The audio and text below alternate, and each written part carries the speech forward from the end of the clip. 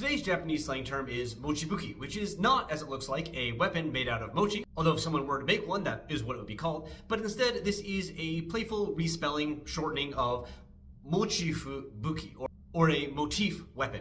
What is a motif weapon? Well, basically it is a weapon in a game which is designed in a way that really matches with the character. Something that reflects the character's vibes, their art, etc.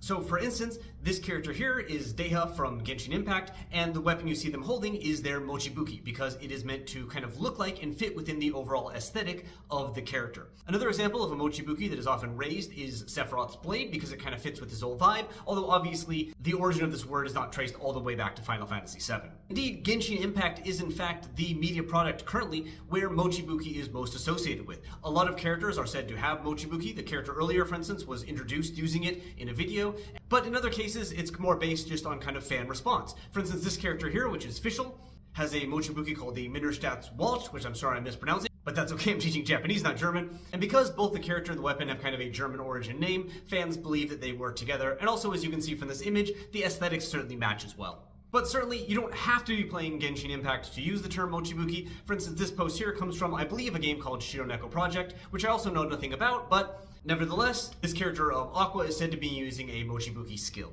In fact, you don't even need to be playing a video game to talk about a mochibuki. For instance, if part of your job involves cleaning things, you might have your own mochibuki that fits your own personal vibe.